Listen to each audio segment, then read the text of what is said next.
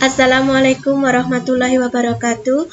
Perkenalkan, nama saya Titik Wahyuni, mahasiswa RPLD 3 Poltekkes BSI tahun 2019. Pada kesempatan ini saya akan mempresentasikan karya ilmiah saya yang berjudul Gambaran Sistem Penyimpanan Obat di Gudang Farmasi RSUP Dr. Sarjito tahun 2019.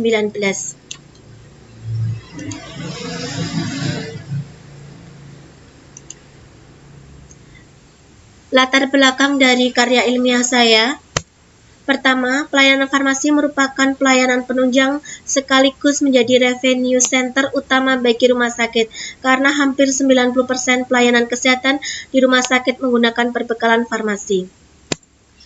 Rumah sakit Dr. Sarjito merupakan salah satu rumah sakit negeri yang memiliki visi menjadi rumah sakit pendidikan dan rujukan nasional berstandar internasional yang terkemuka pada tahun 2019. Rumah sakit Dr. Sarjito didukung oleh unit-unit instalasi farmasi yang mendukung ketersediaan obat dan alat kesehatan. Instalasi farmasi bertanggung jawab melaksanakan fungsi-fungsi logistik obat dan alat kesehatan, mulai dari perencanaan, pengadaan, penyimpanan, pendistribusian, dan penghapusan obat dan alat kesehatan. Tujuan dari karya ilmiah ini, pertama, untuk mengetahui proses penyimpanan obat di gudang farmasi RSUP Dr. Sarjito tahun 2019. Tujuan khusus untuk mengetahui personel dan prasarana penyimpanan obat, dokumen pencatatan penyimpanan obat, kegiatan penyimpanan obat, prosedur penyimpanan obat, pengamatan mutu obat, dan indikator efisiensi penyimpanan obat, tata ruang gudang farmasi. Keahlian penelitian Ratnapa Lupining Tias tahun 2015 berjudul Analisis Sistem Penyimpanan Obat di Gudang Farmasi Rumah Sakit Mulia Tangerang tahun 2014. Persamaannya sama-sama deskriptif, perbedaannya pembandingnya adalah Dirjen Bina Farmasi dan Alat Kesehatan tahun 2010. Hasil penelitiannya belum cukup efektif dikarenakan masih ada beberapa komponen yang belum memenuhi standar. Kedua, Verisamen tahun 2012, penyimpanan obat di instalasi farmasi MM Dunda Kabupaten Gorontalo. Persamaannya sama-sama deskriptif, perbedaannya pembanding adalah standar operasional penyimpanan RSUD MM Dunda Kabupaten Gorontalo. Hasil penelitiannya belum memenuhi standar SOP yang diterapkan di Rumah Sakit Umum Daerah MM Dunda Kabupaten Gorontalo.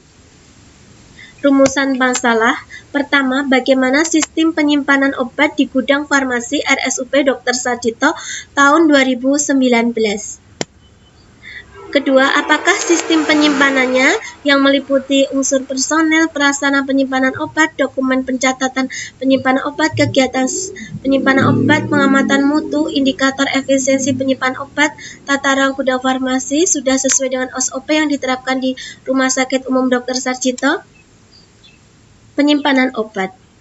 Menurut Devkes RI 2004, aman, awet, cepat, tepat, menghindari penggunaan obat yang tidak bertanggung jawab, serta mudah. Menurut Devkes 2008, pertama, mempertahankan mutu obat dari kerusakan akibat penyimpanan obat yang tidak baik. Kedua, mempermudah pencarian dan pengawasan. Ketiga, menghindari penggunaan obat yang tidak bertanggung jawab. Keempat, menjaga ketersediaan. Kerangka teori. Penerimaan, penyimpanan, distribusi, satelit farmasi. Penerimaan yang perlu diperhatikan adalah jenis, mutu, nomor pet, tanggal kadaluarsa, jumlah, dan suhu. Penyimpanan, pertama, personel dan prasarana penyimpanan. Kedua, dokumen pencatatan penyimpanan obat. Ketiga, kegiatan penyimpanan obat. Keempat, prosedur penyimpanan obat. Kelima, pengamatan mutu obat. Keenam, indikator efisiensi penyimpanan obat. Ketujuh, tata ruang gudang farmasi. Satelit farmasi, sebelum obat diserahkan ke petugas satelit farmasi, yang harus kita cek adalah jumlah obat, tanggal kadaluarsa, tanda tangan penerima obat.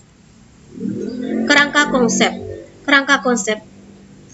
Penyimpanan obat meliputi personel dan prasarana penyimpanan obat, dokumen pencatatan penyimpanan obat, kegiatan penyimpanan obat, prosedur penyimpanan obat, pengamatan mutu obat, indikator efisiensi penyimpanan obat, tata ruang gudang farmasi.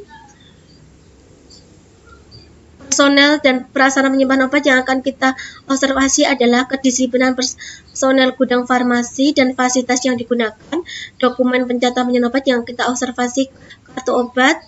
Kegiatan penyimpanan obat adalah penerimaan, penyusunan, pengeluaran, stok opnam, prosedur, bentuk sediaan, alfabetis, penyimpanan vivo, pengamatan mutu yaitu pengamatan fisik maupun kimia terhadap obat, indikator efisiensi penyimpanan obat yaitu presentase ketidaksesuaian antara obat di gudang dengan barang yang dalam persediaan. Kedua, presentase obat rusak atau kadaluarsa. Ketiga, stok mati atau stagnan. Keempat, TOR. Kelima, kesesuaian sistem pengeluaran FIFO dan FIFO. Tata ruang yang akan kita amati adalah pengamatan tata ruang gudang farmasi. Metode penelitian, jenis dan rancangan penelitian, bersikap deskriptif dengan melakukan observasi secara langsung menggunakan lembaran observasi berupa daftar tilik. Tempat penelitiannya yaitu RSUP Dr. Sarjito, Jalan Kesehatan nomor 1 Sentolo Sindiwati, Melati Sleman, Yogyakarta. Waktu penelitiannya Februari-Maret 2020. Cara analisis data, pertama dengan penentuan analisis persen presentase, yaitu skor yang diperoleh dibagi skor maksimum kali 100. Menurut Ari Kunto, baik skor lebih dari 75%, cukup 60-75, kurang skornya 60%. 2. Membandingkan kesesuaian daftar tilik sebagai observasi kegiatan di gudang farmasi dengan SOP yang diterapkan di RSUP Dr. Sarjito sehingga dapat ditarik kesimpulan. Gambaran sistem penyimpanan obat di gudang farmasi RSUP Dr. Sarjito tahun 2019. Gambaran penyimpanan obat di gudang farmasi RSUP Dr. Sarjito tahun 2019. Personel diobservasi oleh 5 petugas gudang dengan hasil rata-rata 80%, dapat disimpulkan dalam kategori baik. Berarti yang belum sesuai 20%, ini disebabkan oleh petugas gudang mempunyai kepentingan sehingga ada yang datang tidak tepat waktu atau terlambat. Tingkat kedisiplinan yang tinggi sangat menunjang kinerja. Dengan kinerja yang baik dapat meningkatkan kualitas pelayanan. Prasarana diobservasi oleh 5 petugas gudang dengan hasil rata-rata 100% dapat disimpulkan dalam kategori baik.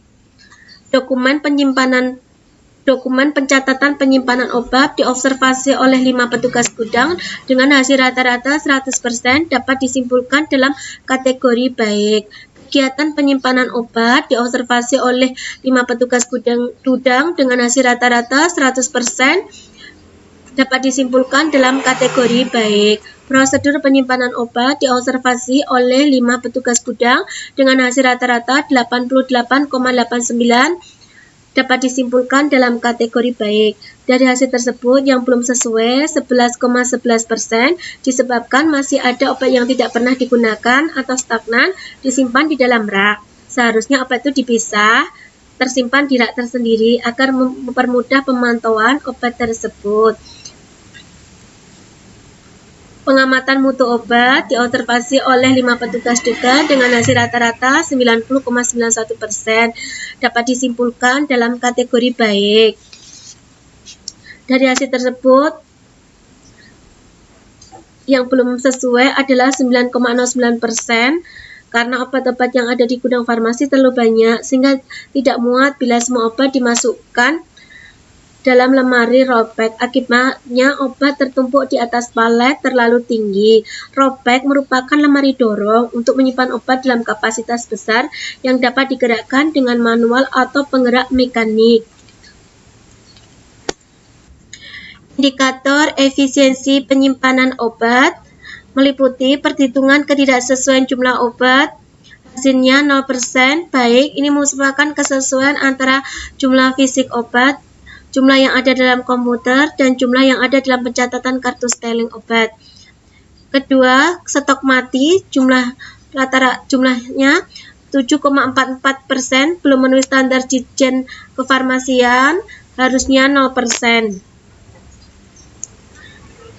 Salah satu penyebab obat stagnan adalah dokter sudah tidak menggunakan obat tersebut untuk terapi, padahal pihak farmasi sudah memberikan obat tersebut berdasarkan serapan pemakaian obat sebelumnya.